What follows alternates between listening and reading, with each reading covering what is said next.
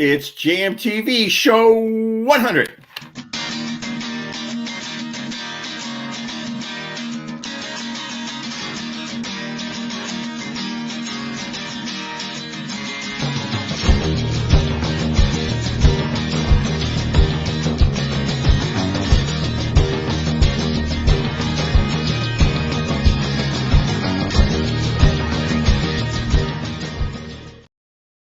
Five score and 10% of 1,000 weeks later, we are doing our centennial, our centruplicate, our half bicentennial show. And with no further ado, as in show number 1, I bring to you Bill Noble.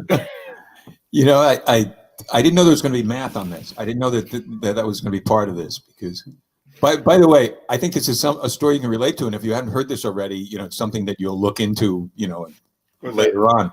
Did you read about the JetBlue pilot?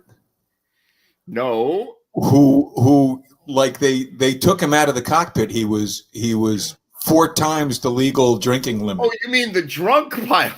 Yeah. Did you hear that one? Yes, I did. That's bad. Oh, okay. My wife just told me today. I don't know whether it's an old story, new story. Yikes! They've never pulled us out for being drunk on the show. No, and you know, it's one thing if the drunk guy is Denzel Washington. That's different. If it's Denzel, right, you know, it's going to work out okay anyway. Right. He's probably going to kill a bunch of gangsters and stuff. You know. Wow. That's bad for business. Man, that is bad for business. So a friend of mine, I used to be in the aviation industry, right? And at one point, I put together this deal to which actually fell apart. It didn't happen. I wish it had. With doers. What happened? No, it's worse than that. It was with Miller Beer actually, and it was with Nickelodeon, with Viacom, with Miller Beer. Who else was involved? But anyway, the guy who was my partner in it was an ex-Air Force instructor pilot. So he taught. His words, my job was to take Air Force flight instructors up in the air and make them puke. So he would take them up in like T-37 trainers, and they would do like, or, you know, not F5s. What are the T-38, right? The trainer version. And he would take them out, and he said they roll twice a second, right? Wow. So he would take them out, and they would do a loop while rolling twice a second for 30 rolls and be upside down, spinning around. And then he'd say, okay, you take the airplane. And the other pilot was under a hood, so he couldn't see out the window. And he had to do it all on instruments and fix the airplane. Oh, wow. Like crazy stuff. His name was Robbie Robertson, this guy. I'm going to play a song by Robbie Robertson tonight, actually. There you go. A good segue for that. And Robbie was also, at that point, after he got out of the Air Force, he became he was the senior co-pilot at Continental Airlines. And the reason he didn't become a pilot is that you work your way up seniority through the ranks over the years, and then you become the senior co-pilot, and you get to pick your routes. You're the first pick of routes.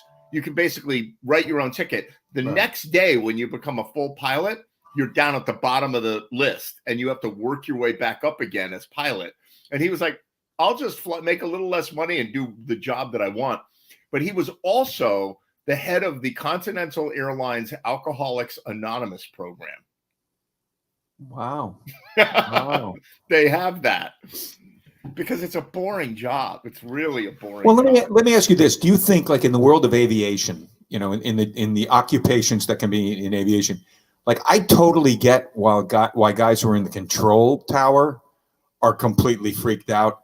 Do you feel that being a pilot is as stressful? You know, I know there's a responsibility for all the people that are in there, but if you're a pilot and flying is kind of second nature to you, yeah, I would think that's different than trying to sequence 20 incoming jets that are full of people as well, and the pilots may be drunk. You know, like I would think that, you know, but it seems like the pilot thing to me, I just assume pilots like skiing. Like I look at people who can just ski, and I just know that they don't look at it like I do. Like I'm on this slippery thing, and this is totally counter to all of my athletic ability. It's like, this isn't what I do. But when I see people who do it, it's just like, they're not even looking at it like I'm looking at it. They're looking at it with their feet on pavement, you know? But here it is. People drink for different reasons. So if you're an air traffic controller, you're drinking because you're like, I really don't know what you're right? talking about, but Right, exactly.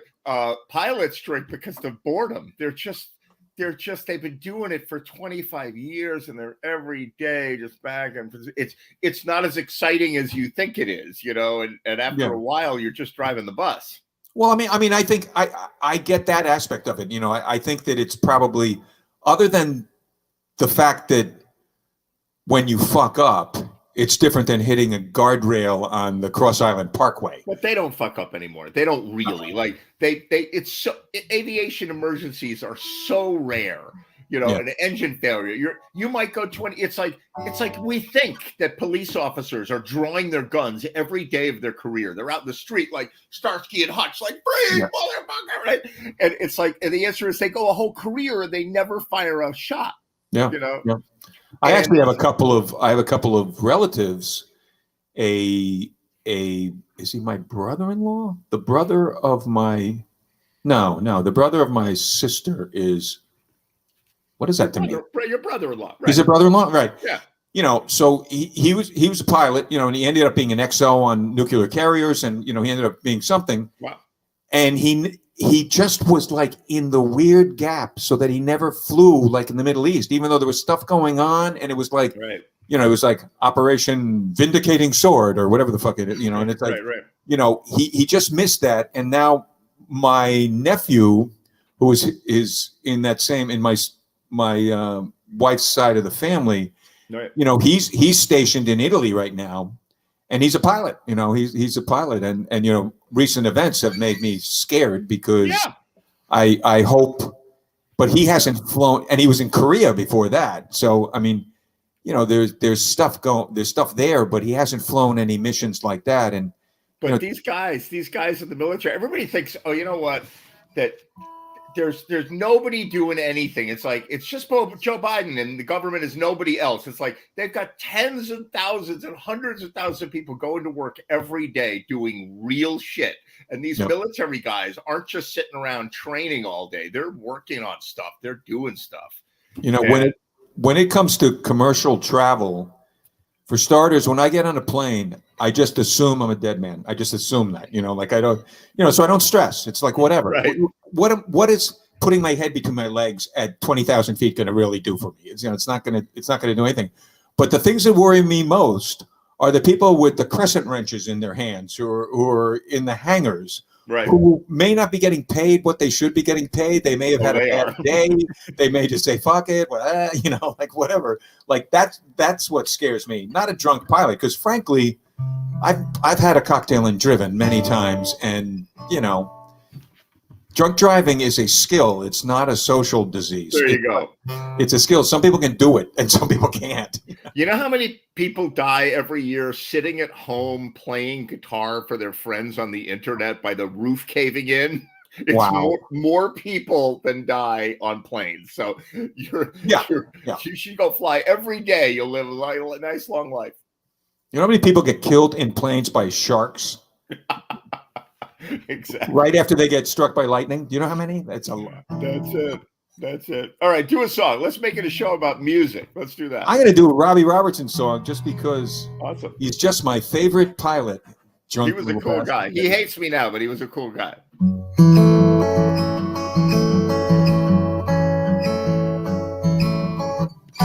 See, Ollie told me I'm a fool, so I walked on down the road a while. I went to the house that brings a smile. I sat upon my grandpa's knee. What do you think he said to me? When you wake, you will remember everything. You will be hanging on a string from your. When you believe, you will relieve the only soul that you were born with to grow and never know.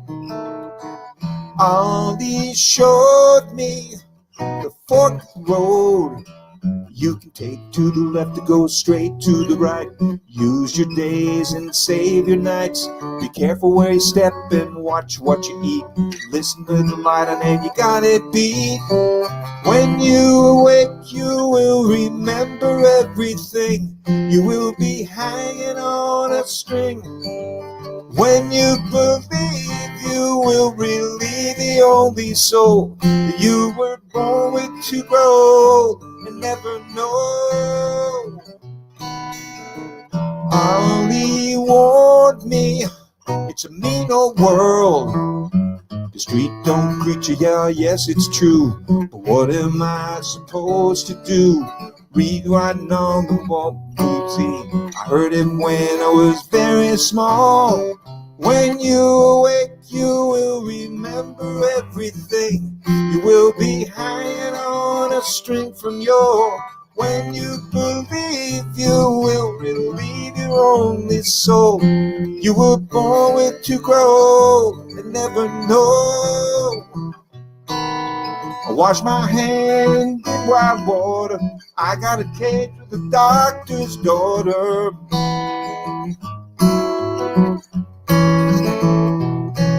You can go and tell your brother we should gotta love one another.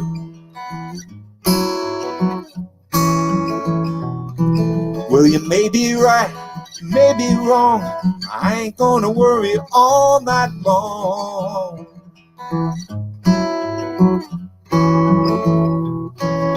The snow's gonna come and the frost's gonna bite. My old car froze up last night.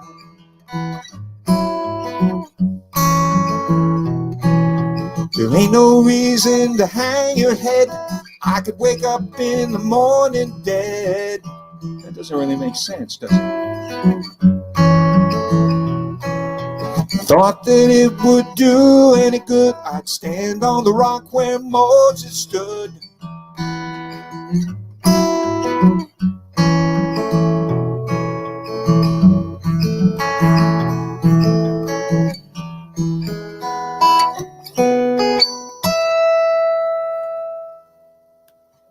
Nice. Thank you. Robbie Robertson.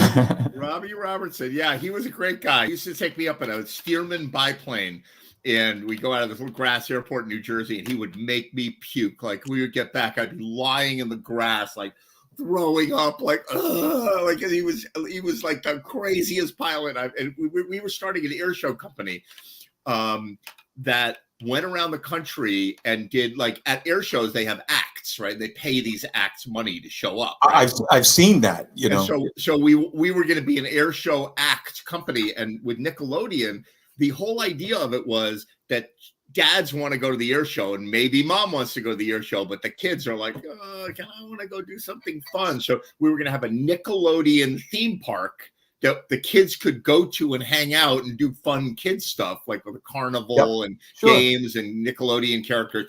And they had done something like this for Major League Baseball.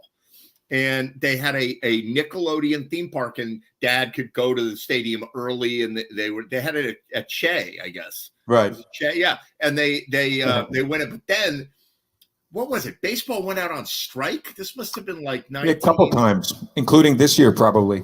This would have been like 90. When was this? Like 92 or 3? The last time they did it, I think it was like 25 years ago or something like that. Yeah, 93 or 94 yeah, or something like that. That would fit in there somewhere. And so they built this theme park, and we were going to do this thing, and baseball went out on strike, and they had to shut the theme park down. And they were like, we spent all this money. We didn't think baseball would go out of business. So they were mad. They didn't want to do it. And then I ended up doing another deal. And Robbie was like, wait a minute, I thought we were going to do it. Did you work for Viacom or whatever it is, or did you work for an agency that had we were independent, and we pitched to Viacom, and then we pitched a version of it to Miller Beer, which is weird for a kids thing, but we were going to have another. There were different air show acts that we were going to have as part of it. Came with a little nipple thing, so it's just like it was so fun. That year we went to all these air shows, and he took me flying a lot, and I was like, this is going to be the greatest life, and then we didn't do it. So, well, I went to one air show, which was in Bridgeport. You know, like where they have that airfield in Bridgeport that's mostly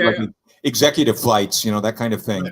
Right. And they brought in, and I'm a freak for history, and I'm a freak for old planes, particularly World War II vintage, and they brought in a B-17 and they had B-25s, and they had Corsairs because they made those in Bridgeport. FAU Corsair, one of the few planes that flew in World War II and the Korean War. Like they were both, and they had that cool look, the gull kind of look. That happy boy. They had stuff on the land. They had.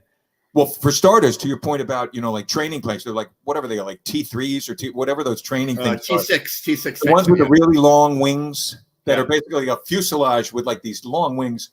And the guy would go out and do 12-point turns. 12-point rolls, but like dunk, dunk, dunk. Like it was like you could see it. It was like a palpable kind of right. And then they had this funny thing because there's a hell of a long runway there. There's a decent runway for jets and all. They had a 4-wheel, like a Bonneville Salt Flats kind of vehicle, and they had a jet, and they were going to race, and they had the jet like queued up and coming in, and then the thing started. And oddly, like the land thing beat the jet. Like I don't know whether the jet was trying hard, but it actually beat it. But wow. Fun thing, you get to go on a B-17 and you're just like, okay, now let's put this at 30,000 feet and there's flak and like you're freezing your ass off. Like, how about that? Like you are those bomber jackets. They were to keep you alive. Those bomber jackets because it was like you're a waist gunner on a B-17. It's like blah, blah, blah.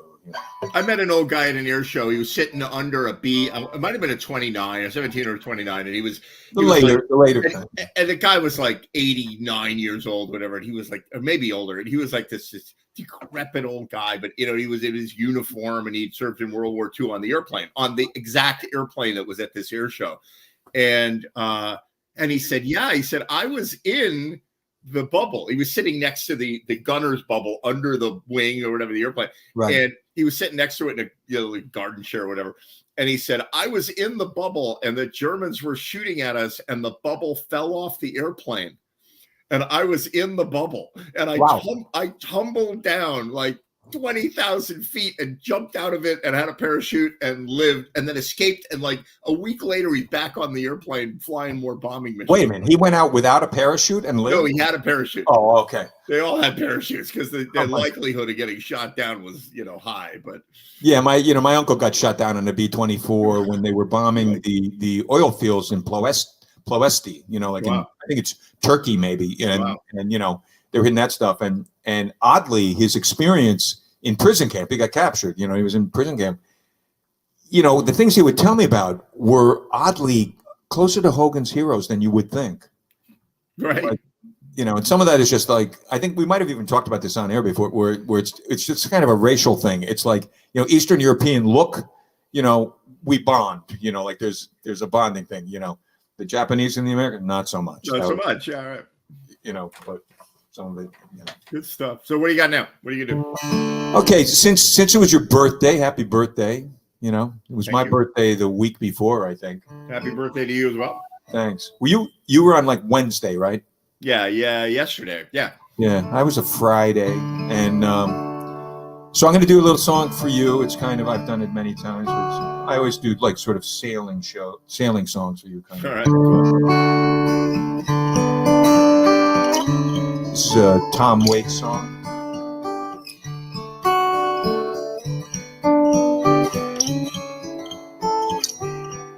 Well, I'm leaving my family, leaving all my friends.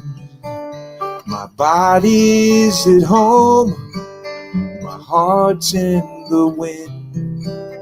The clouds are like headlines on a new front page day. My tears are salt water, the moon's full and high.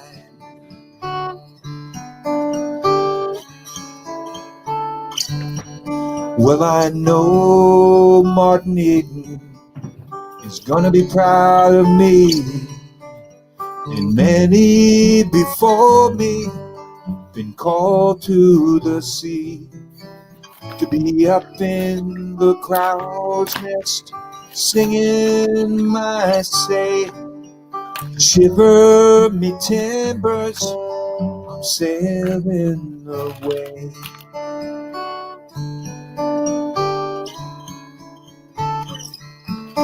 And the fog's lifting, the sand's shifting, I'm drifting on out. Oh, Captain Ahab, got nothing on me. Swallow me, don't follow me, I'm traveling alone.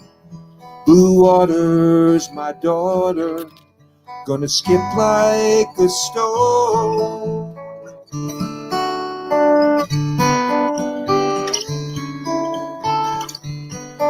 So please call my missus, gotta tell her not to cry now. My goodbye is written in the moon in the sky. And nobody knows me, can't fathom my staying. Shiver me timbers, I'm sailing away.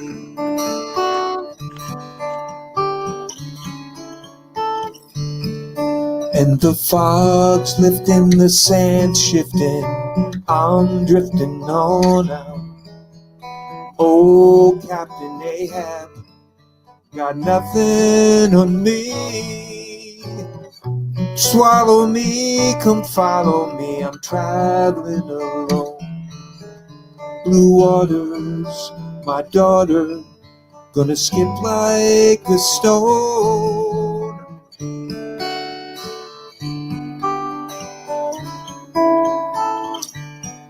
Well, I'm leaving my family, leaving all my friends. My body's at home, my heart's in the wind, where clouds are like headlines on a new front page sky. Shiver me timber, I'm sailing away.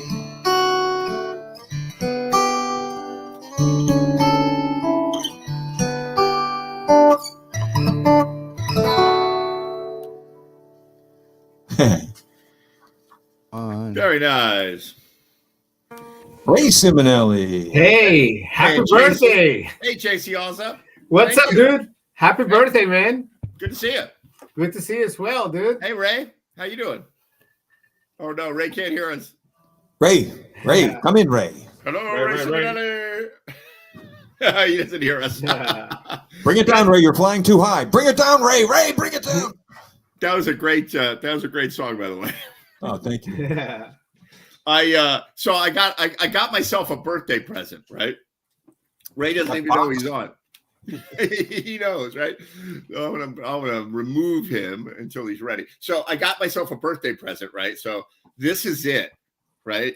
I don't know if you saw this. I posted this on Facebook, right? Yes. What is that? It's all right, exactly. What is that, right? So it's got batteries. Like it's no battery door. It's like made of circuit boards and stuff. Like it's this weird thing, and it's made in Speaking of Eastern Europe, it's made in Czech Republic, right? And it's made by this super cool modular synthesizer genius. So it's actually, I mean, it's really little. I mean, it's it's smaller. It fits in the palm of your hand. And it's called a Bassel Castle drum. And it's a modular synthesizer. You can see it's got little patch cords. Yeah. Right. So it's a drum machine with no buttons and no sequencer. So it's like a little droid that you say, okay, I want you to play with the pitch a little bit. And I want you to mess around with the envelope generator. And it plays drum sounding stuff. But it's very odd. And the reviews for this thing were like, you probably don't want this thing. It's weird. It's hard to control. You'll never be able to get it to do the same thing twice. And it's like getting trained, for God's sake. I can't play it. I don't have the right hookup for the computer right now. So, but I'll play it next week. I'm getting used to it. And it makes like buzzy, bleepy, weird drum sounds from synthesis. And it's made by this cool guy in Czech Republic. I've been watching videos for him, and he's putting graphs and charts. It's actually a very complicated little thing. and Nice. I'm intrigued by it. So that's my little birthday present for myself. There you go. I can Nothing sit in like the it. woods, Yeah. sit in the woods and play music. I'm actually going up to Vermont this weekend. I have a gig Oh wow. in at Magic Mountain Ski Area with Hot Rubber Monkey Band on Saturday night. And I think Nice. Vinny from the line is going to come to the gig because he lives in Vermont. Oh wow. Say hello to Vinny Galisi. You know. Yeah. Oh yeah. Vinny He's the Galisi, man. guitar player, You yeah. play with him as well?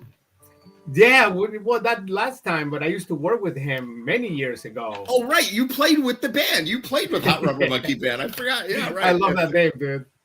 Hot Rubber Monkey. And you saved our ass. We had a last minute drummer couldn't make it, bass player couldn't make it, and we did it at Campo Beach for the Lobster Fest. It was a good time. That was killer lobster too, man. That was awesome. I am ready for that. They give us like Yeah. 2 lobsters a piece. Like we were like swimming in lobster.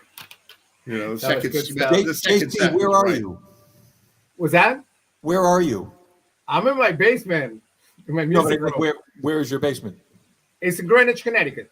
Oh, okay. So Okay. I'm local. Yeah. Yeah. Riverside boy. There There you you go. Yeah, I'm right in Glenville, so Oh yeah. it's good stuff. You Of know. course, we like to call it West Bellhaven. There you That's go. good. I've never heard that before. That's West a good one. Bellhaven, nice. I'm going to Okay, start man. using that from now on. That's Chickahominy, like Chickahominy, West Bellhaven. Yeah. A friend of mine lived in Bellhaven. He didn't deserve it. And in the end of the day, at the end of the day, he got kicked out of Bellhaven. So what happened was, it's a great story. This is a guy, he's a great guy, super charming, but like major substance abuse problems his whole life, like drugs and alcohol.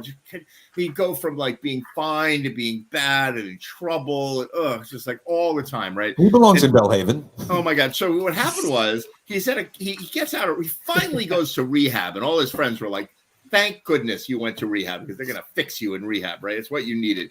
And he comes out of rehab and he's like ready to roll and all confident. And he's at a gas station in, I can't remember what, Bridgeport maybe. And it's pouring rain. And this woman limps in with a flat tire. And she's like, and the gas station's like, we don't fix flat tires at the gas. She's like, I don't know what to do. I got this flat tire. I got some place to be. And he says, I will get on my hands and knees. I will fix your flat tire for you and pay it back. Right. So he fixes her flat tire and they're talking, whatever. And he says, yeah, I just got out of rehab. He's being real honest. And he said, I'm looking for a job. She says, really?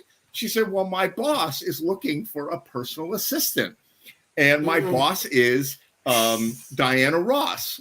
Oh yeah. And she lives in Bellhaven, right? Right. So next thing you know, he's living in her carriage house, which is, I was there. It's like gorgeous, this beautiful carriage house in this $50 million estate or whatever it was. And he's going to like AA with her, like to, because she's a mess too.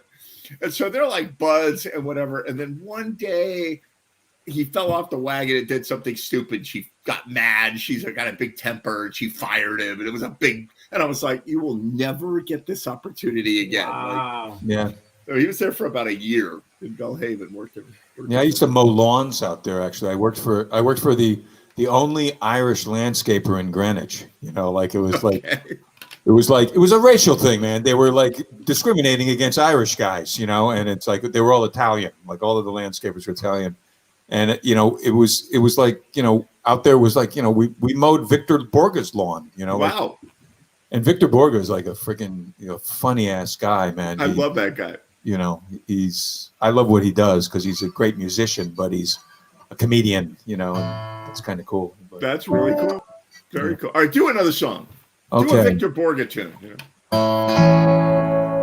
Okay, this is a song that it's kind of a traditional song. The first recording of it that I could cook up was like from 1937, but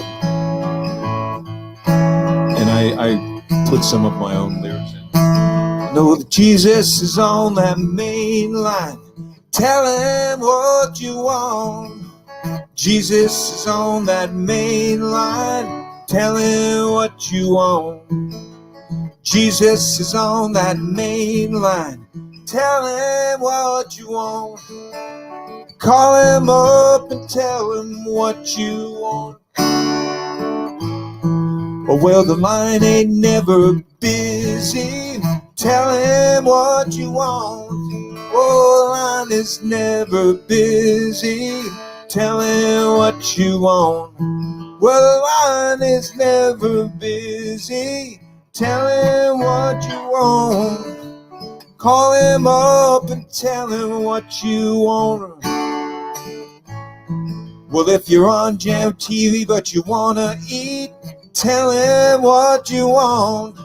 Well, if you're on Jam TV but you wanna eat, tell him what you want. Say if food's on the table and you wanna eat, tell him what you want. Call him and tell him what you want. If you're sick and you wanna get well, tell him what you want. Oh, if you're sick and you wanna get well, tell him what you want. I said, if you're sick and you wanna get well, tell him what you want. Call him up and tell him what you want. If you got pepper in your Vaseline, tell him what you want. If you got pepper in your Vaseline, tell him what you want. I said, if you got pepper and it hurts so bad, tell him what you want. Just call him up and tell him what you want. And if you're feeling down and out, tell him what you want. If you're feeling down and out, tell him what you want. And if you're feeling down and out, tell him what you want. Call him up and tell him what you want.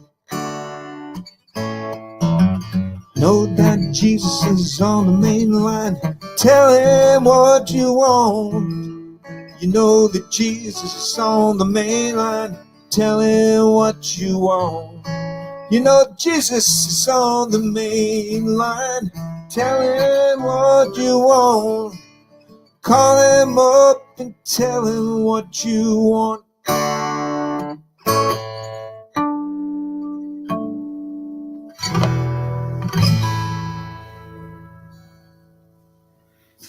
Nice, excellent. Thank you. That's cool. What is that? You know, it's a song that I've heard. You know, I've heard different, you know, sort of gospel versions, old stuff that's on like Alan Lomax tapes. You know, Wow. he's the guy that used to go around and Yeah, he would go into, you know, he'd go to cotton fields in Library of Congress stuff. Yeah, right. He'd go to cotton fields and he you know, he'd record field hollers and that kind of stuff, you know. Right. And then I heard a version of it by Ry Cooder, and Ry Cooder's a bit of a musicologist as well, and you know, I heard his thing, and then I wanted to go back and see who else has done it, and it's, you know, a bunch of different, you know, sort of gospel things, and you know, it's kind of a funny song, and I just thought it would be humorous, you know. That's cool. I love that too. Yeah. That's really good. That's where I am. Very cool. Really cool. What's that What's the knocking beat? sound? Is that your box? No, it's not my. Oh, that's my daughter upstairs doing It's Well, music. start laying it down, man. She's got yeah, the beat. Lay it she's just down. out jump rope all day long. Get your bass. Play something along with that stuff. Yeah. So, what about you, JC? Are you gigging, or you got stuff going on? Yeah, dude, I gotta learn a bunch of stuff. Starting next week, I'm taking off. It's just like a bunch of stuff going on with different bands, and thank God, you know, gonna That's get good. busy again. Yeah. That's really cool. So I know you got a project going with Chuck Chesler, an original. band, right? Yes, Ghost Train, which is pretty cool. It's acid jazz, funk, you know, and all Oh, that. you're in on that? Okay, that's cool. Yeah, all the Yeah. beautiful stuff, you know, and you know, just cool music to play with, and keeps your mind together, and just. Well, it's all just going to play. start happening now. I look forward to playing with you this year. I don't know how Yeah, it's going to happen. likewise. But it'll happen. We'll No- jam. Yeah, absolutely, man. You know, we've never met, and you know, nice to meet you. Nice to meet you as well. My eye is drawn towards that little shiny thing in the upper left-hand corner. It looks Oh, like a that- gold record. Oh, yeah, The that other one. record, yeah. Yes. Yeah, that is a gold record, man, from my metal band in Ecuador. Yeah. That's freaking awesome. Yeah. No one else I know has a gold record from a metal band in Ecuador. It's amazing. That's pretty rare, man. That's pretty Yeah. It was pretty cool, man. Good old days. Yeah, that's really Yeah. cool. So what about Jason? What about the band with Jason? Is that happening? Is he playing? I don't know what's up with Jason. I haven't. I've lost touch with so many people. Like yesterday was my birthday, right? So I get Right. I got a lot of happy birthdays, and I'm like, oh my god, I haven't heard from that person in 2 years. Like, I haven't even- Right. like, wow, they're still out there somehow. It's amazing, and like. I'm nervous about coming back into the music scene because I got a couple bands coming together now, different things Right. happening. I'm playing with this band that from some guys that used to be in the Straight Jackets with Paul Fredericks Okay. and Dave Lindsay. It's got the weirdest name, but it's totally smart, right? The name of the band is the British Legends of Rock show. Yeah, that's. Oh, nice. There you go. That makes sense. Awesome. And they Yeah. play, we're doing the Bijou, and they're playing like sell tickets kind of stuff for people that are like, you know what, I'm older and I don't want to go to a bar and I want to see all the British legends and hear the Right. And so they'll go to a show, they'll spend $30, $40, $50 and pay for that. So Stephen Venable was the of Jam TV fame was the keyboard player, and he had to back out of the band for scheduling reasons or family reasons. Right. And so I'm doing some shows with them, and that's Nice. cool. And I'm still doing Rubber Monkey Band, but I haven't gotten my musical life back together, and I'm a little nervous. Like, who's out there? So if you're out there, Yeah, it's crazy, man. I gotta learn like 60, 70 songs and stuff. You know how that goes, like those like 3-4 set bands. Because I also playing with band from Westchester, Sue and the Fanguls, oh wow, which is pretty cool. We do a lot of different things and still with Vibe. Of course, Jason just but I know people still a little insecure about the COVID situation and stuff. So it's going to suddenly go. Like it's gonna be just like the flu, man. It'll it's be never, around. It's never gonna go away. So You'll have to get the I think. shots. Well, I think that as far as like COVID with the deep fear and all of that, Right. I think we're kind of in the clear in a way on that, which doesn't mean it can't happen. But if you're vaccinated, if you've done all this, you're in good shape, and it should be like you said, it's back to being just a thing, like the flu or like whatever. And I got these Swedish friends, and in Sweden they just turned it into it's like the flu, like right, exactly. It's not killing people; it's a sickness, Right. And yes, some people may Yeah, die, they but die, they're yeah. generally people that are high risk. And hopefully they Right. get their you got to remember it's only been 2 years, and they're going to get or better. 100 weeks of this. 100 weeks, 100 Jam TV episodes. They're eventually going to come up with better and better vaccines, I hope, and better vaccine programs. They're learning, and like schools have masks because they just got kids vaccines, the little kids. But I mean, it's like science is a fluid thing. Science is about learning. And learning is an ongoing process. You keep learning. It isn't like you've learned the thing and now, everything else will totally go away. Don't worry about it. Right. We've learned this. Then and particularly when you're into things like this, where it's always adapting, it's always figuring out different ways to fuck with humans, and the humans have to figure out ways to adapt. And it's like, this is going to be an ongoing process. And Nick Carter just loved what you just said. He was like laughing in the background. He was like, "What?" Hey, Nick, JC, Hey. nice to meet you. Nice Nice to to see meet you you. as well. How are you? Hey, I'm Nick just Carter. listening to Bill. I'm going, that's right, Bill. I love that. All right. yeah. COVID survivor. Yeah. I never had it. I never got it. So I got it. Sucks. Did you? You and Bill too, yeah, Bill? I got it, but I felt cheated. It was asymptomatic, and it was kind of like, That's really? This is it? This is all you got? Come on! No, like, JC, did you you get never got it, Nick? No, but JC, you said you got it? I got pretty banged up, and I was double vaxxed, but it is what it is. No. And No, I the whole didn't get it. family is. And did you have to like go? Did you have to go to the hospital or anything, or was it just a home? No, but I felt that it was going to be like You a felt nasty bad. freaking flu. And I Yeah, was A yeah. like, bunch of holy people shit. told me how yucky it was, and in no uncertain terms. And Yeah. I was Yeah. like, I don't have the stomach for that. I don't want it. I will do anything I can not to get it. And I just stayed isolated, you know. It's a great way to lose weight, though. And I think that's fabulous. Yeah, Give me a I remember freaking my pandemic throat. that's going to give me like 2 weeks, and you lose 15 pounds. I'm like, great, I'll do it. Oh my God. Well, I'm glad everybody's okay, more or less. Yeah. And, we're all coming back slowly. And this summer there'll be a lot of good music out. I don't think this summer is going to be like a lame-o summer. Like last summer was kind of lame-o. Like It you was could weird. go outside, but you couldn't do inside stuff, and it had to be outdoors, and you had to wear Right. masks. And I think it's just going to come back this year. I hope. Yeah, I hope it's- so. I'm trying to. There's a lot of venues. Because a lot of the stuff I'm doing, I'm just trying to do solo stuff, just because it's just easier to throw together. It's just easier to do. It's a tiny carbon footprint. It's like I can talk to a bar owner and say, okay, I'll give you 3 hours for $150, or if they've got the budget, $200, and it's easy to do. But like I ate at a place that I used to play at in Sono, and it's like music is the last thing on their mind right now. Like the first thing on their mind is, do we even have a friggin' business left? Right.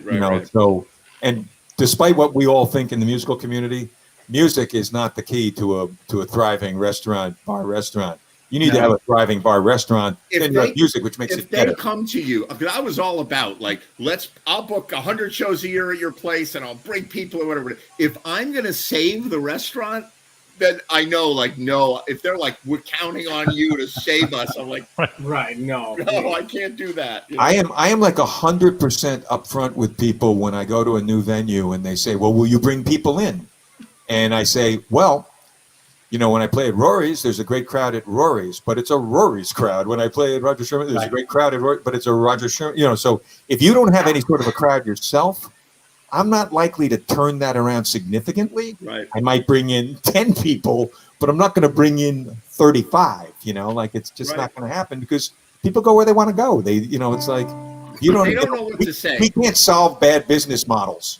I'm big on the concept that people say dumb things because they want to say something. So they go Right. Like when I lived on a boat for 20 years or 19 years, I lived on a boat, and people would say the number one thing that people would say to me, and number one on the board was, aren't you cold? And I'm convinced, they go, I go, I live on a boat. Now, they don't say this. They don't say, what a romantic lifestyle. You're just out with the stars and the ocean and I'm like, that's what it is. You're right. It is. Nobody says that. They go, how do you shower? And aren't you cold? And I'm like, I never shower, and I'm freezing my ass off the entire time. It's been a horrible 20 years, but and I'm like, yeah, I have a shower.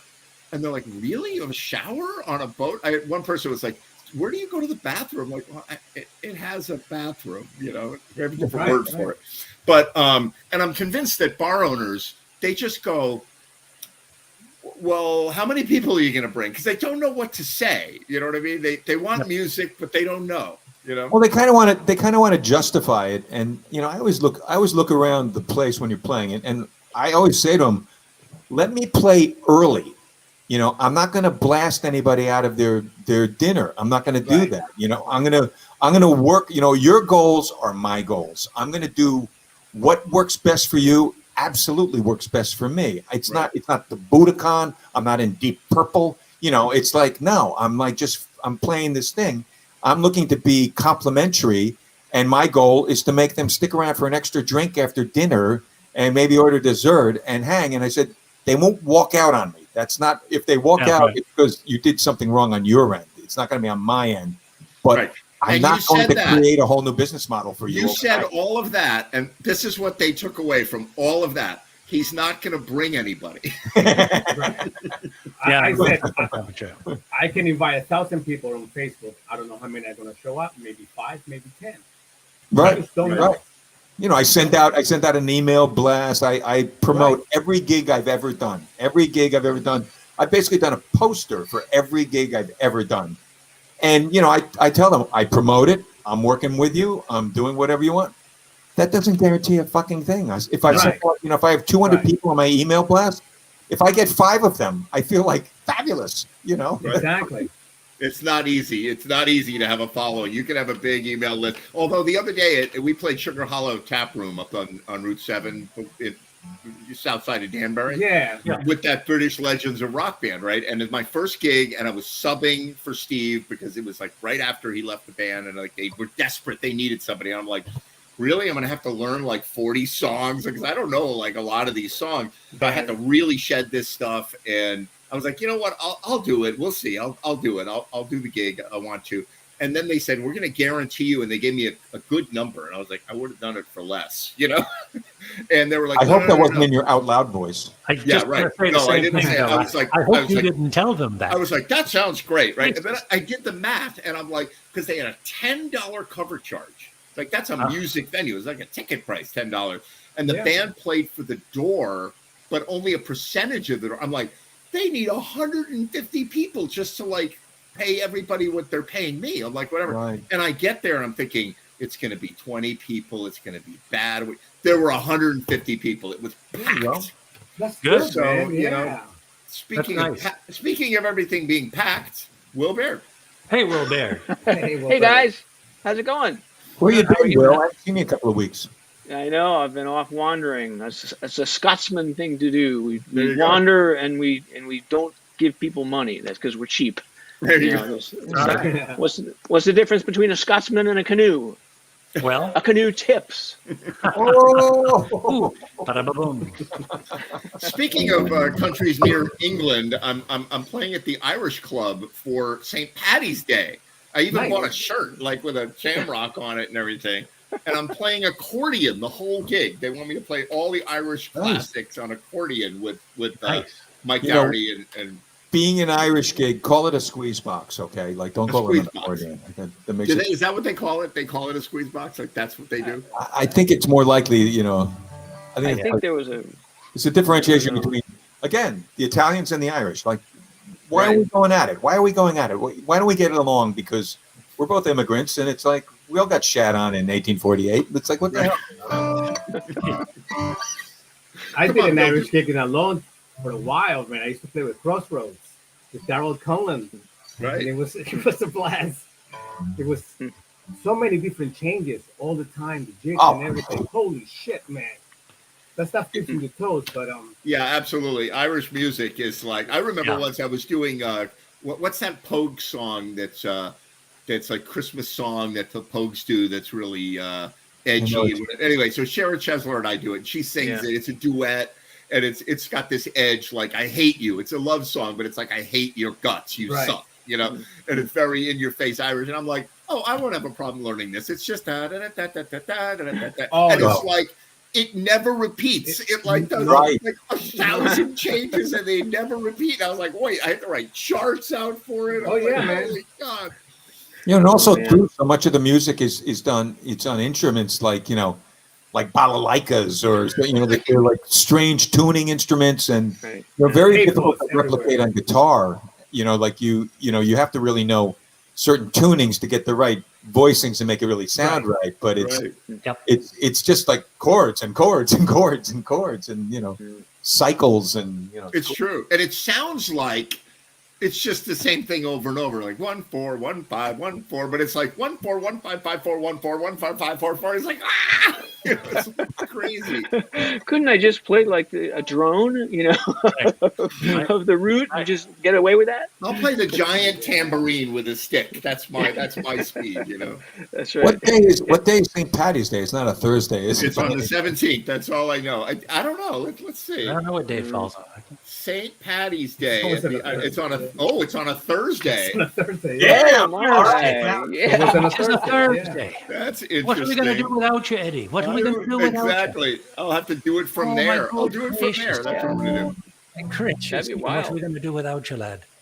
My Yeah. God. All right, Bill Nolan, do one more for us. We've been yakking it up. Do one more song and then we'll. Okay, I'm gonna do like during the week. It was your birthday and Yeah, happy birthday. and it was Ash Wednesday, which doesn't mean that much to lapsed Catholics like myself. But the Tuesday was Fat Tuesday. So Mardi Gras and also Carnival down in Rio, and so I'm gonna do a song that's for both. The T-shirt is for Mardi Gras, Tipitinas, and the song is for Rio.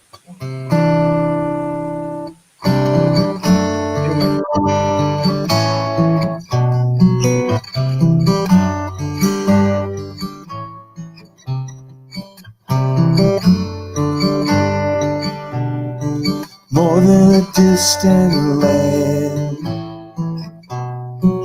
over the shining sea,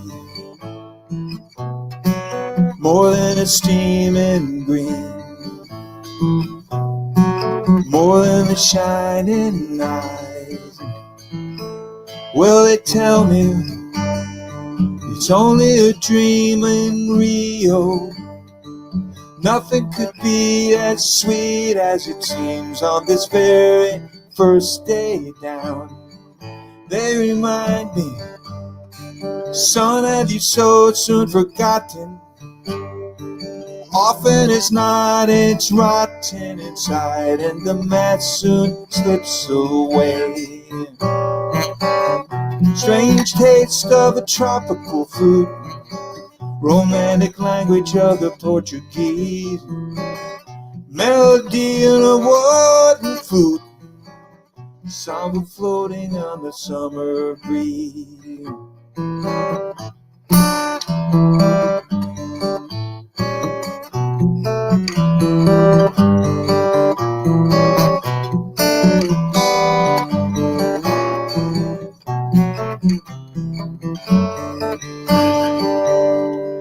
It's alright, you can stay asleep, you can close your eyes, you can trust the people of paradise to call your keeper and tender your goodbyes. Oh, night, one in a million, frozen fire, Brazilian stars. Oh, Holy Southern Cross. Later on, take me in town in a tin can. Can't come down from the bandstand, and I've never been thrown such a loss when they say, Quando non so me accordo, andammo no siamo soli.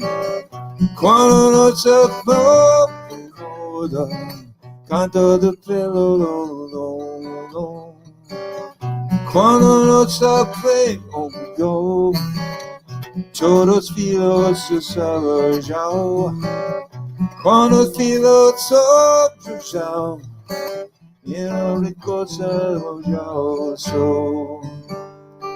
Caught in the rays of a rising sun, on the run from a soldier's gun, shouting out loud from the angry crowd, the mild, the wild, and the hungry child. I tell you, it's more than a dream in Rio. I was there on the very day that my heart came back alive. There was more than the singing voices, more than the upturned faces, more than the shining eyes, more than the coming rain, more than the hidden hills, or a shining sea, more than a hungry trial, more than another town, born in a million years, more than a million years.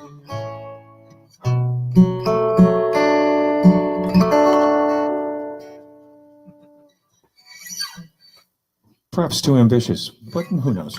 Nice. Thank you. Very nice. Yeah, so Very that's a song that James Taylor wrote when knew it. he played at one of those Rock in Rio things, Yeah. and it just blew his mind. You know, like he was there because those things have like, I don't know, like 200,000 people at them.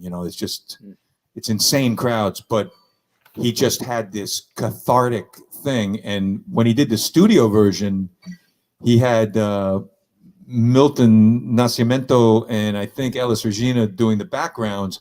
And then Milton recorded it also. So there's like a Brazilian version of that. But it's a great bunch of changes, though, Nice song.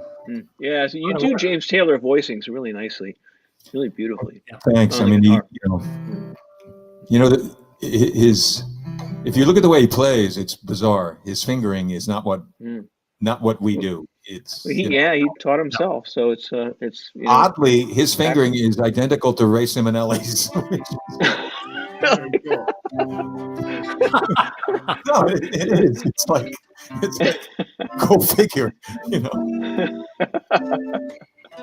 Well, like a C9 to a D with an F sharp bass. That's a cool George.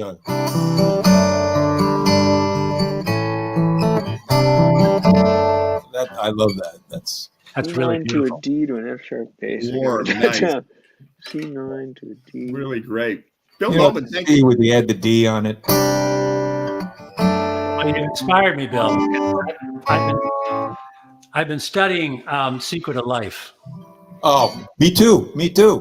I mean, I love that song, and I mastered it a number of years ago to play my niece's wedding, and I put it to bed, didn't touch it again, came back to it, and the song's going, fuck you, you're going to learn me a second time? Yeah, I know. No, it's not easy. It's not, but the funny thing about James Taylor is as brilliant as he is, and I think he's like, I think he's a national treasure of the highest order. I think he's one of the greatest songwriters, singers of all time. I agree. He, like all of us, he discovers a chord and then he plays the shit out of it. So you'll see things. There are things in that song, Secret of Life, where maybe he was listening to something Brazilian, or maybe he was listening to something, and he has a turnaround or a resolution or something, and it's like you see it in a bunch of songs. Like all of that. All of that.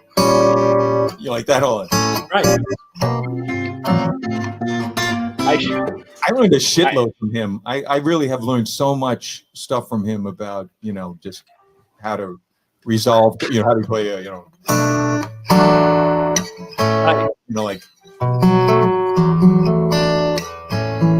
Have you watched any of the instructional videos that he's got out? I have, but the difficulty with them is that his fingering is so. For a guy whose backbone is hammer-ons, and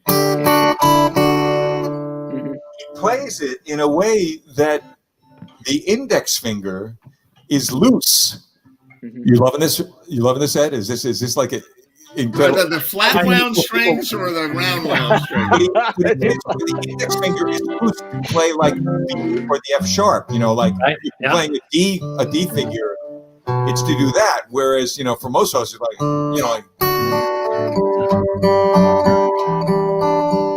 it's like we would never play it the way he and Ray Simonelli play it. We would never play it like that. Yeah. Does Ray teach his classes like that fingering? Because it's a different fingering. It's not. I never noticed. You'd never get it from Mel Bay. Like that isn't where Right. No, it's a great challenging song. Let's talk about accordion fingering a little bit. I got a little video on that. Yeah. Now the combination. This is a musical lock.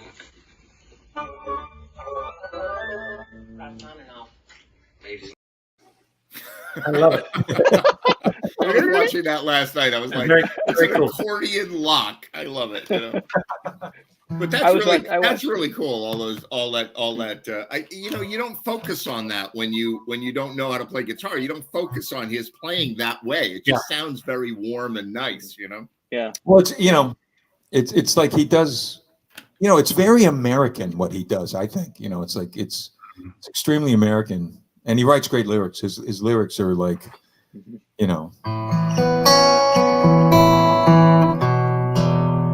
with that, that A with the added, what Steely Dan calls the moo chord.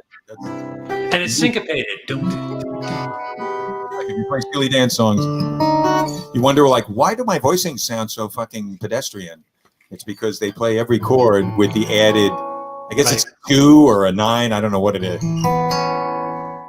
Right. Yeah, Beautiful. it's I hear you leaving now, that's okay. You Oh, know, you're it's talking like, about Ricky. yeah. I think I fell asleep at a Steely Dan concert. You fell asleep fallen during asleep. Steely Dan concert. I think so. Yeah, it was at the So Ridgefield complex. Playhouse. Wow. I've fallen asleep at a lot of concerts at the Ridgefield Playhouse. There's only one that I stayed awake for, and I can't remember her name. That didn't get a lot of money from it, but You can remember the their shows name. I went Keep you going. I Yeah. love that. to. They have a shit called coffee. You should try it. It's They don't serve it there. I mean, it's just no. You want a T-shirt, you want a CD, but no fucking coffee. Here, you can have some wine. Yeah. Sorry, I just That's said the F crazy. word. Beep. Let's go back and just like cut out that piece. Mhm. Luckily, the FCC is not going to be on your ass on this one, I don't think. That's right. Yeah, they've Yeah. already been on my ass for other things. Yeah. Well, Good I was stuff. listening in earlier, and it sounded like you were singing the second tune that you were singing. I think there was a line in it that sounded like it was one of those tunes where you sing the line 3 times and then there's a resolution. And it sounded like you were singing "Going to the Temple with Your Vaseline." Oh. Na, na, na, na. Going to the- And I was like, That- what the heck? is That he was singing? a very, again, it was a song, it was a song, Jesus on the Main Line, right? Okay. And Yeah. and I got that line from the band Orleans, who was one of the greatest bands of all bands. They did a version of this song, and they put that line in it, which I thought was really funny. Like, I didn't know what it meant, but I kind of knew what it meant. Mhm. If you got pepper in your Vaseline, tell him what you want. It doesn't sound good, like whatever it is. You got pepper in your Vaseline. That doesn't sound good. Like, I don't know what it is, but yeah, Oh, well, strange tangent. Really cool. Well, Bill Nolan, thank you very much. That was fantastic. Well, Yeah, you're that's welcome, great, Bill. and I will, if I'm not here when you come back from the next sequence, I will watch everything as I do afterwards. But All right, cool. this Is there something? Did I miss something? Is there a sequence like stopping or something here at one? No, Bill's going to go cook. Good. Okay, good. Because I mean, I feel like we're responsible for Ukraine. I mean, I think what happened was Putin went, all right, they reached 100. I want to do something else now. I'm sick of the show, and let's go invade something. So Right, you mean this? Talking about schedule, you're the one who looks tired. Yeah, I know. It's the show. The pressure, the ratings, same guests, same questions. Just not enjoying it anymore. That's the worst.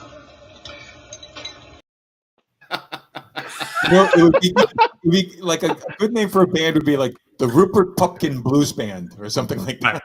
Rupert Pumpkin. What a movie. I watched the whole thing. I ended up enjoying it in the end. But It's good, right? It's good. What is that movie? I mean, I recognize the King of actors. comedy. King of Comedy, where Jerry Lewis plays wow. Johnny Carson. Like, he's the big talk show guy. And Okay. De Niro, without giving away any spoilers, whatever, is a crazy lunatic fan of his and fantasizes about being on the show and like a nutty fan. So really, And great Sandra Bernhard is in it too, and she's movie. amazing. Sandra Bernhard, what a piece of work that whole thing is. Martin She is Scorsese. amazing. It's a Scorsese movie. It's like, that's what made me watch it. I was like, I never focused on this movie. And then finally I'm like, all right, that's it. I'm going to watch this movie. Yeah.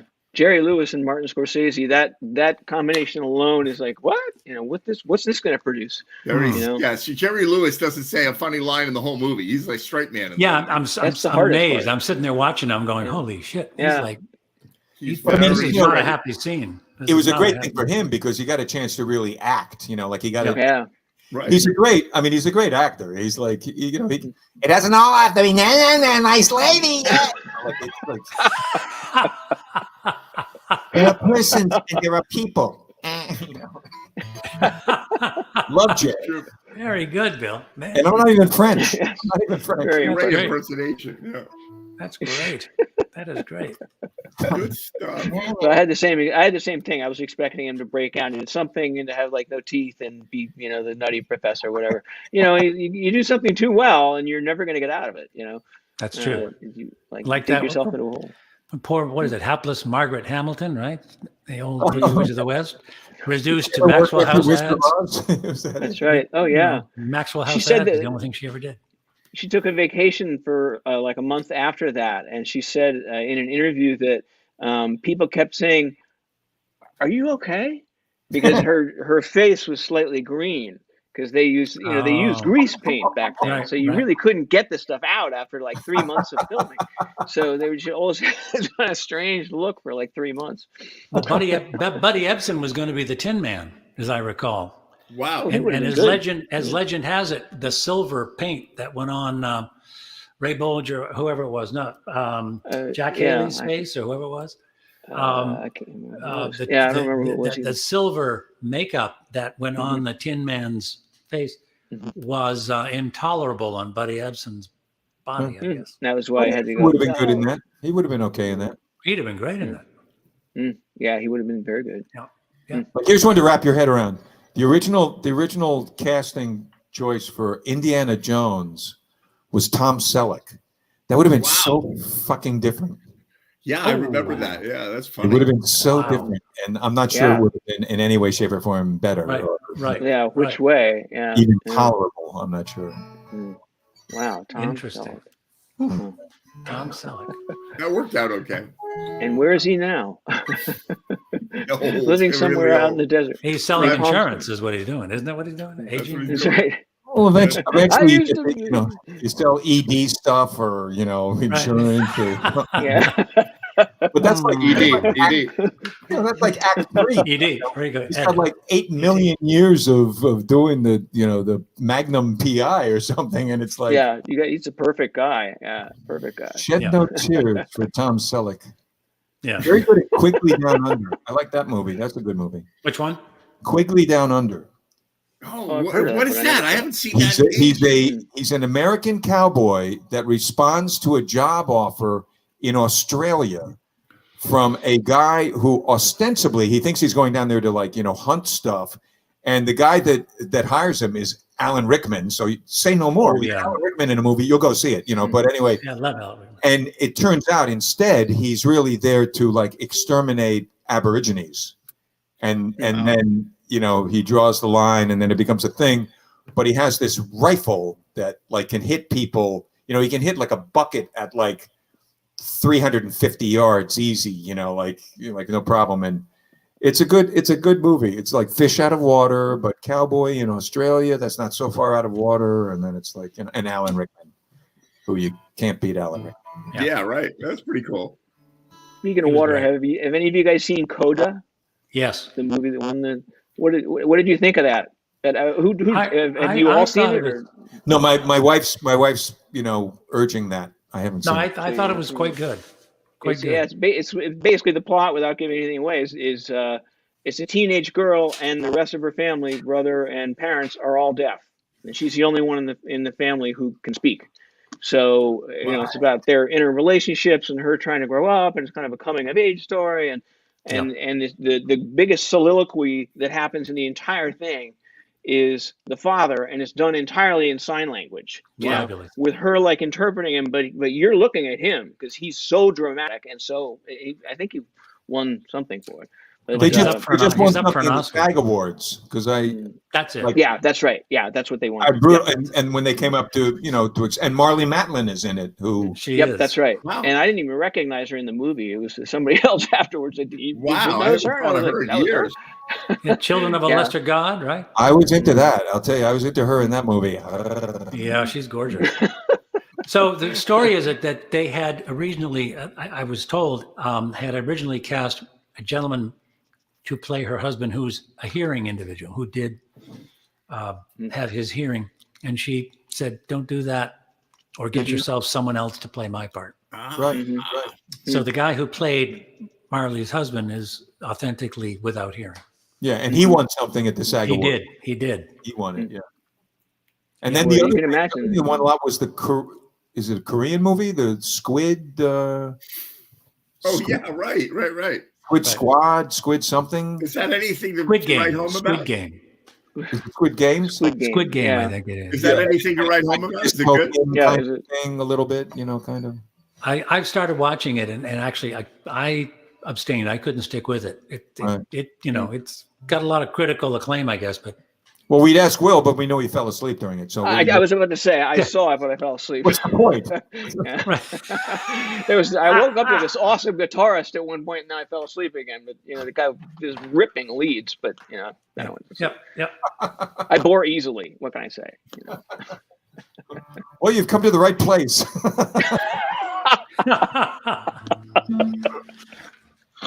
That's great. My God. Great, All right, great, Bill great. Loman, thank you. Enjoy your dinner. And Yes, bon appetit. we're Good going night, to gentlemen. Thank you, Good Bill. to you all. with Nick Carter. What are you going to do for us, Nick Carter? Well, I got a cover. Bill inspired me to look at Secret of Life. I guess I can go out on the limb and just kind of take a shot. We're among friends, Yeah. so we'll see what we do. Do That'd be a that. good one. Oh man, go! Looking forward to hearing that.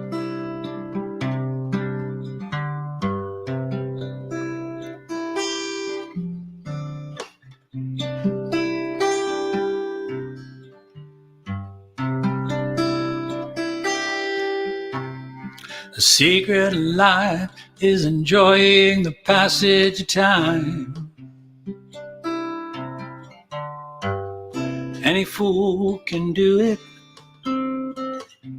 There ain't nothing to it. Nobody knows how we got to the top of the hill.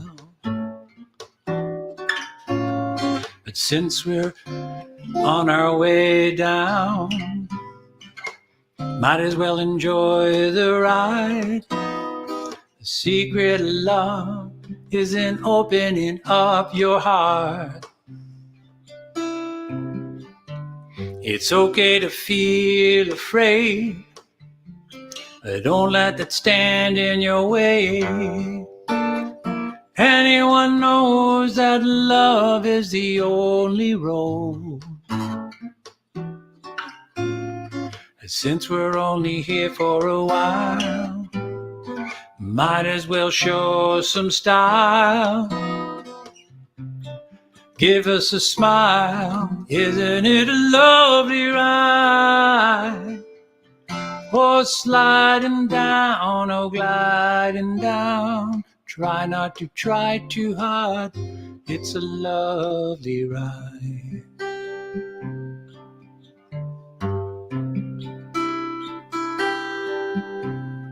The secret of time is that time isn't really real. It's all on your point of view. How does it feel for you? Einstein said he could never understand it all. The planet spinning through space, a smile on your face. Welcome to the human race. Isn't it a lovely ride? Oh, see me sliding down, oh, gliding down. Try not to try too hard, it's a lovely ride. Oh, it's a lovely ride. See me sliding down, oh, gliding down. Try not to try too hard, it's a lovely ride.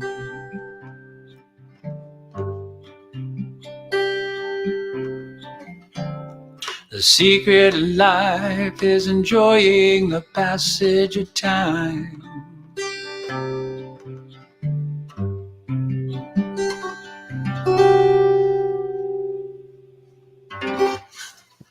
Nice. Really great. Really nice. Thank you. Well, we got through. I've got a couple of little miscues, but we got there. It's a wonderful song. It really is. Yeah. But like you've been saying, like Bill said, it's learn those chords. Pay attention to how he structures his songs, and then absorb that stuff, and you'll be up in your game. It's a challenge. It's a huge challenge. Wow. Yeah, that was great. And also have a really good mic. Yeah. You sound really good on that microphone. It's Thank you. That means a lot coming from you guys. You guys are seasoned, played pros at this. Yeah, got this over the summer, and I kind of like it. How's the record going? You got more stuff happening with that? Yeah, more stuff happening. I got this I've got some folks helping me reskin the website. I'm not a website designer, so I'm getting work done on that. Getting the Facebook page transferred from a personal page to an artist page. Cool. And again, I'm learning. They're going to set it up, but then I've got to learn how to maintain it.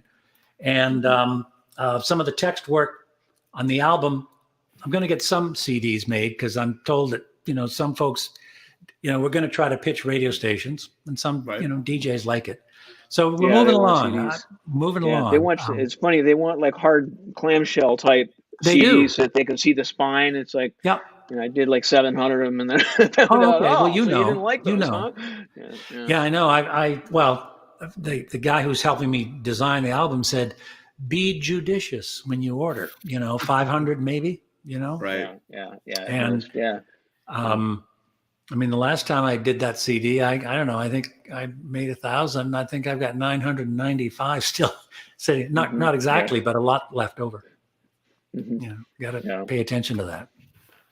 Really do, because it looks to me. I've been asking around.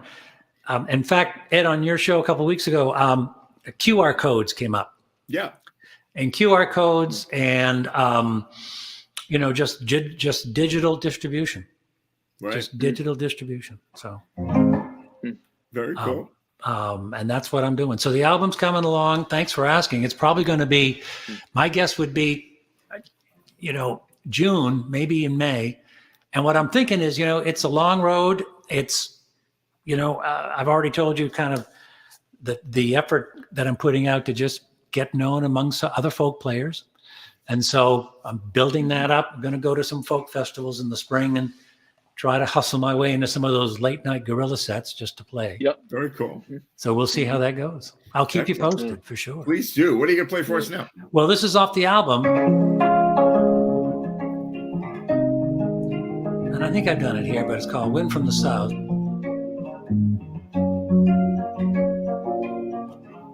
And while I play mostly acoustic guitars, this song was recorded with a hollow body electric with a little muffle on the strings, and that's what we've got going on here.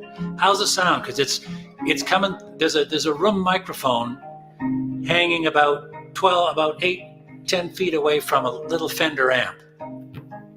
Sounds great. Sound okay? Okay, here we go. We were barefoot on a blanket. I wanted to chase away the doubt. At the water's edge, you leaned into me. I still can taste the chocolate on your mouth. Wind soft and warm as a whisper, and a radio singing us to sleep. And there's you and the stars and nighttime guitars, reeling all the years back in reach. Just below the surface, we feel our way along, and eye to eye, to right, to be wrong. It's a sweet summer fire, no water can put out, burning brighter with a wind from the south. How we loved when no one was looking, guilty of the sweetest kind of crime. Those stolen scenes, you reach for me. I played the thief every time. Just below the surface, we feel our way along. Yeah. Eye to eye, to right, to be wrong. It's a sweet summer fire, no water can put out, burning brighter with a wind from the south. I keep a picture from the day we got married, and we're grinning like we got the inside track. The clothes look dated, but the moment never faded, and we're sure not looking back.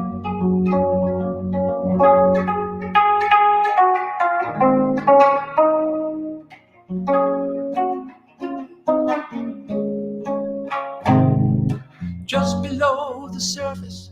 We feel our way along, and I do right to be wrong. It's a sweet summer fire, no water can put out, burning brighter. With the wind from the south, sweet fire, no water can put out, burning brighter. With the wind from the south, sweet fire, no water can put out, burning brighter.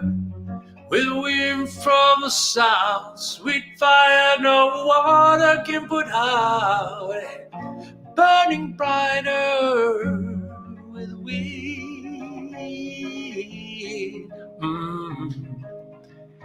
Ooh, hear the wind.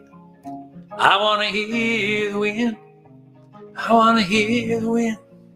Just want to hear the wind. I want to hear the wind. I want to hear the wind. Ooh. I want to hear the wind.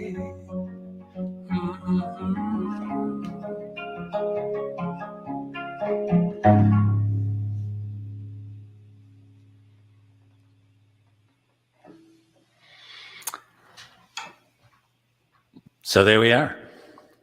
That was great. Beautiful. Thank you.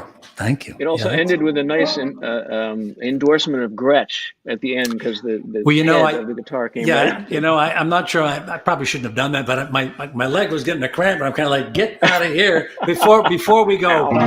You know. But that's, Are you familiar yeah. with? Are you? When you were talking about the folk festivals, are you familiar with NERFA, the New England Yes. Regional Folk Association? I am. Yeah. It's this wild thing, Ed, that happens at the Stanford Sheraton once a year, Right. where this organization of folk people has been going on for like 20 years. They take the entire place over, just rent all the rooms. You know, it's done like every year, you know, in advance. And all these folk musicians all like descend upon the place. Yep. And during the day, it's basically showcases. You know, all the Sure. all the bookers like go and check out the showcase people, and then at night they have what they call the guerrilla showcases, Right. which is run by just whoever wants to run one. Here's Ed Trains, here's Nick McCarter's, you know, Cool. and That's right. and what they do is take the beds either Yep. out of the rooms or they turn them sideways, and there will be like 200 That's of these right. showcases going on. Wow. And you walk down the hall and it's just music and music and music. And so, you know, Yep. some rooms have nobody in them, and some rooms have like packed together, and you know everyone That's kind of right. smells kind of funny. And it's on its own. It's its own world. It's on its own schedule. There's no That's coffee right. served before 10 o'clock because everyone stayed up all night. So That's don't right. even don't go home and come back at 9. And No, expect to that's get a good coffee, point. You know. So So no, that's a it's, great. You're right on target, Will. I went to my first one in 2019 before Wow. you know the COVID hit, I want to see that. and I attended this last one virtually, Mhm. you know, it made a few contacts, and so you know the long range goal would be, you know, down the road. It won't happen right away because people got to figure out who the hell I am, and that's up to me to go out and make friends Yeah. and all that yeah. good stuff. Yeah. But yeah, I mean, you know, to play some of those showcases, the Gorillas, or they also have the featured showcases, which, you know, they're kind of, you have to sort of, I think, wait your turn and pay your dues to get into those. Yeah, So I'm a that few was years away definitely- from that, even Yeah. though, you know, any one of us here tonight could very easily, I don't want to get overly cocky about it with respect to my own skills, but it's like, I think we, you know, the folks on Ed Train's show, virtually all of them could hold the floor, I would think, for any one of those moments. But you know, And you when's gotta- that going to be? When is that? Well, this fall's the NERFA event is going to happen, if I understand it right, in Asbury Park. Oh, wow. So the Northeast Regional event won't be in Stanford this year. Wow, that's a big change. It New is a Jersey. change. Yeah, Yeah, and New I bought a Jersey. ticket just to have the option. I don't know whether we'll have another resurge. Hopefully, things will have faded enough that this event can happen in person. Exactly. Yeah. Here. So, but I'm also doing SURFA. I'm going to SURFA in May, What's which is SURFA? Southeast Southern- Regional Folk Alliance. Southeast region. Makes Okay. sense. And it's down. So, it's my first one, and I have signed up and I booked a room in sort of a school dorm, Oh, cool. and threw my name into the hat for a couple showcases. I'm new, so it'll be a very pleasant surprise if I'm assigned a showcase. I don't expect it to happen, but it's down in North Carolina, and so we'll see where that goes. Good luck with I that. went to That this sounds one in great. New York State. Where'd you go?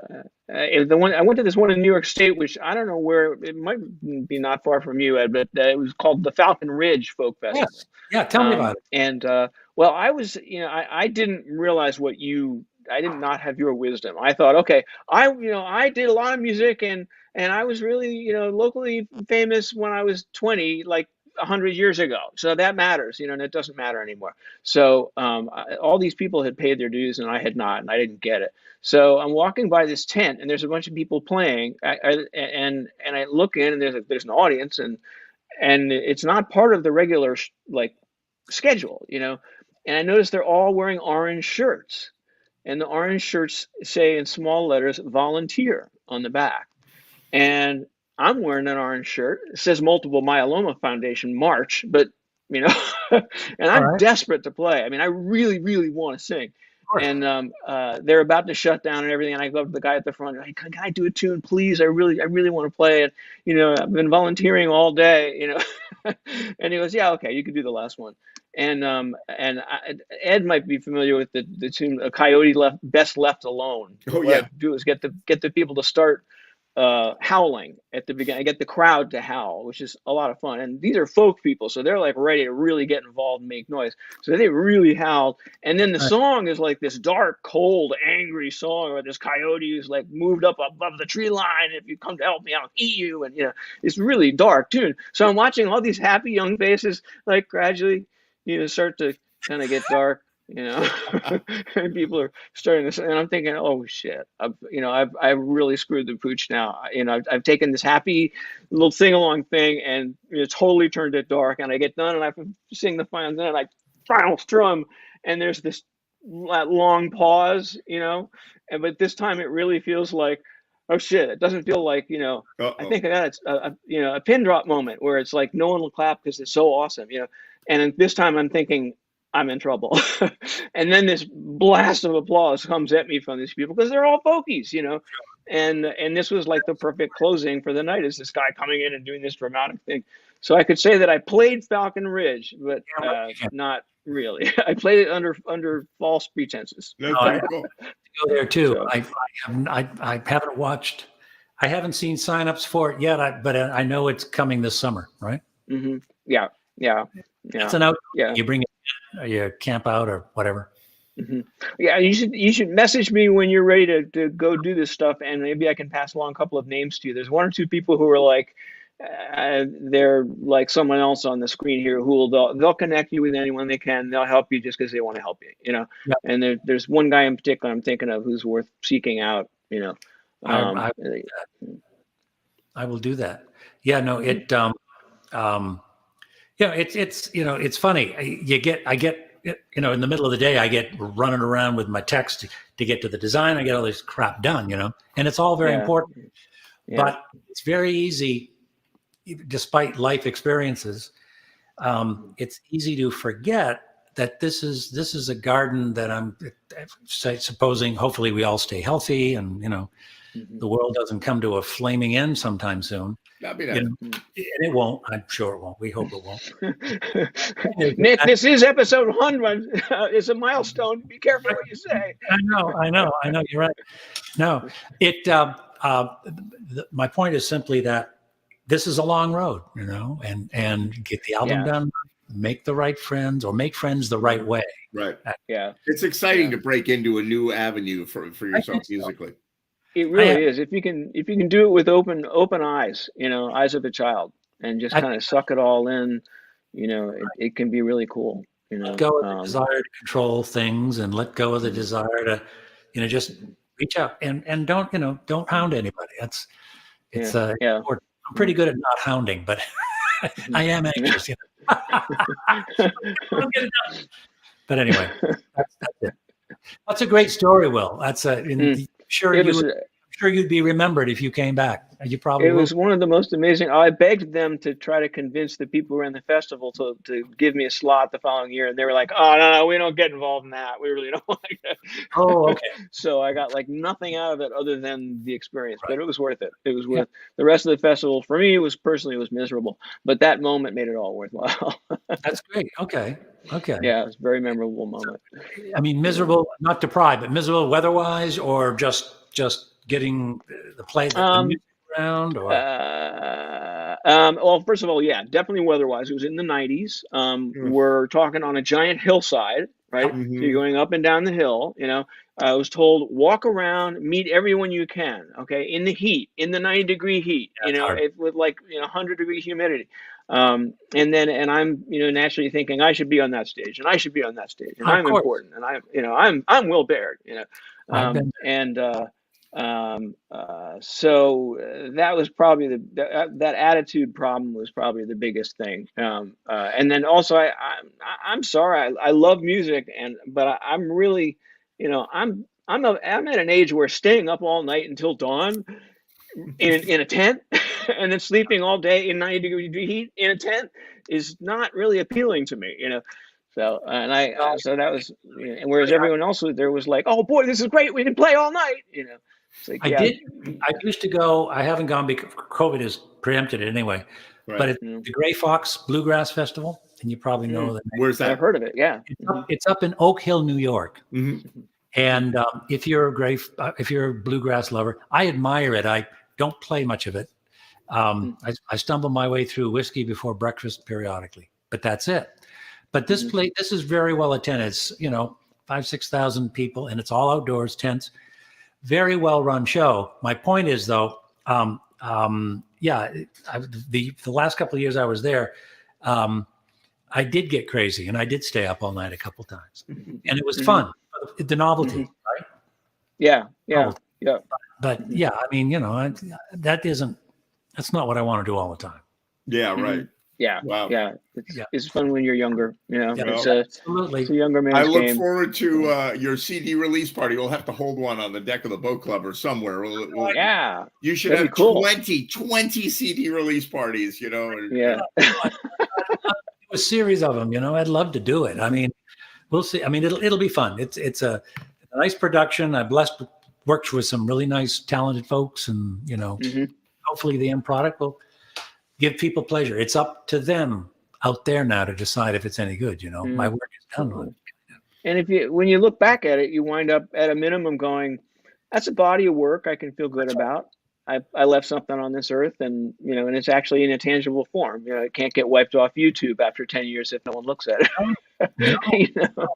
And I feel I feel very good about the quality of the work personally. It's like I'm happy to present this to you and to Ed and other friends, and feel good about the homework done, well prepared. That's really good. That's that's where I guess that's where the artist, that's as far as you can take it, I guess, right? And then it's up to the world, whoever that world is, right? It's up to those folks to decide how much they really like it. Right. I think that's why I always found it tough in a band, because the nature of being in a band is everybody's got to compromise a little bit on certain things. I don't like the way it sounds. I think it's ready to go. I don't think and you just have to be willing to blend around. My sister, who you hear me talk about often, but she was big on the folk circuit. She was in this group called the Short Sisters. One of them was Pete Seeger's niece. So. She played at the Kennedy Center, and they played, and she was like, "Oh yeah, I played Nerfa on the main stage." And I was like, "You played Nerfa on the main stage?" And the Short Sisters, they did a lot of a cappella stuff, and they had a rule that if there was any tune that someone in the group at the last minute felt didn't sound good during rehearsal, then they'd skip it. Yeah, and just throw it out. Quality So there was no like, no, let's debate it. It's just I don't feel like we sound good. So they had to have this kind of mind meld, right, sure. Which I don't know that every band can have that. No, I don't know. There's there was one band at Gray Fox there's a lot of them that stuck out, but the all-female band Della Mae, and they are just look at Della DLLAMAE, and they're all a cappella. I'm sorry, they're not a cappella. They are 4 or 5 piece bluegrass band, all female, and they're formidable. They're really, really good. But I'm sure it's the same sort of thing. They tour together. They're all in the same mindset. Yeah, and they put out a lot of stuff, and they've spent a lot of time together. They're still best friends. They're basically family, even to me, including my sister, of course. But they could. I mean, they can kind of tell what each other is thinking. It's been that long, Right. Which it would be nice to be in a band that was like that, where you didn't hate each other by the end, and they actually do like each other. So it's kind of That cool, doesn't happen. No. It's like, it's like, that's not right. Yeah, that can't be true. They're lying. No. Yeah, This it's is really great. true. Be with you guys for sure. Very But, cool. Well, I'm gonna play a track right now for my good friend Jimmy, bass player, and I'm gonna do it in a weird way because I'm playing it directly off YouTube. So bear with me. So wait till you see this. It's really cool. This is one of the last minute productions videos, and I want to make sure that I get this in for him. Sure. I want to go share screen. I haven't done it this way in a long time. Yeah, you did Bill Baird's video somehow that way when we went back to see the Wacko stuff. I don't know how you did that. I was like, how did he do that? You found it like we're gonna try to make this work. So hold on. So something's happening. No, there we go. Ooh, look at this. That's almost happening. All right, here we go. Let me see if I can get some. Give me a thumbs up when you can hear the audio playing. Here we go.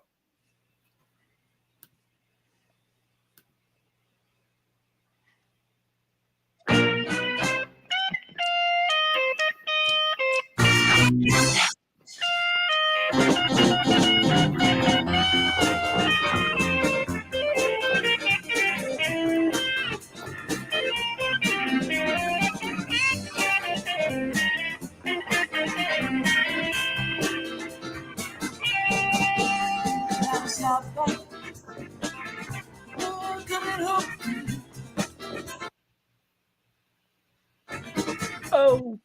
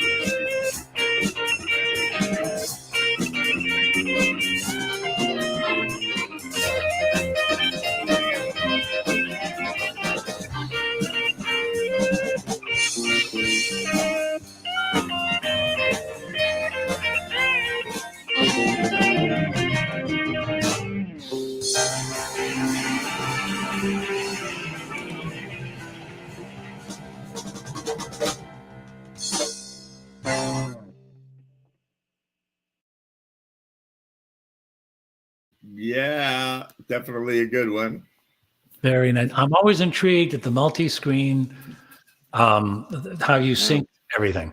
It's hard to do. Yeah. It's hard. Yeah, it's got to be a bitch. We Yeah. definitely Mike Balboa and I spent a lot of time working on that. It seems like 1,000 years ago. This is the 100th episode of Jam TV. It seemed like we started doing that on like the 5th 30th? episode or something Yeah. like that. Oh, We did wow. it for a long time. We developed our own techniques for doing it, all that, and he really took the ball and ran with it and made some great videos. And Did you miss him. common BPM, common beat, and everybody did their part separately? What you do is you create a backing track that Okay. people play along, and you put a metronome or you put a conductor track on there, and you Sure. also, if it's a tricky song, you actually. So what I would do is I would deliver the backing track, and the backing track would say, "Okay, vocalist is coming in right now in 1, 3, 2, 1."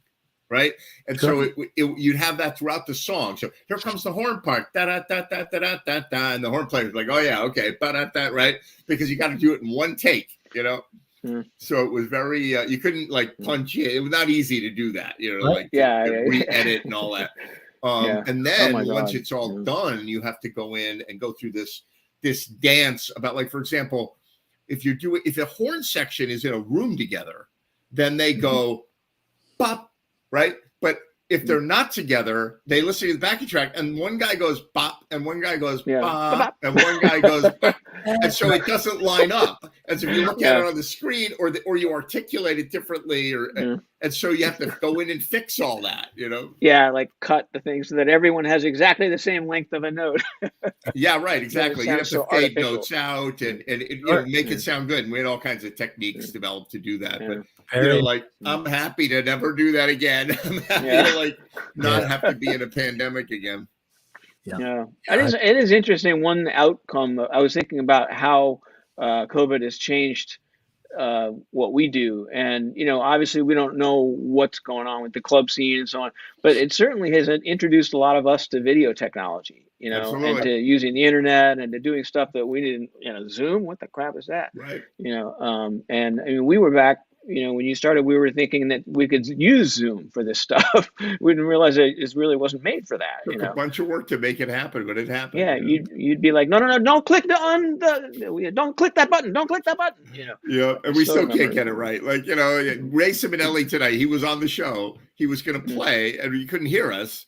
and he looked down, and his headphone jack was torn off the jack. Oh no. So he wrote me, and he said, "I can't hear you guys, so I'm gonna see you next week." You know. Oh crap! There you go. Well, I'm All sorry right, that I gentlemen. couldn't play this week, but I will Yeah. next week. I promise. It's all good. Great to see you both. We're going to wrap up GFTV for tonight, Take care. and look forward to seeing you both very soon live in the real world. Looking forward to week. it. Stay well. Yeah. Have a great weekend, guys. Take care. Stay with us. Bye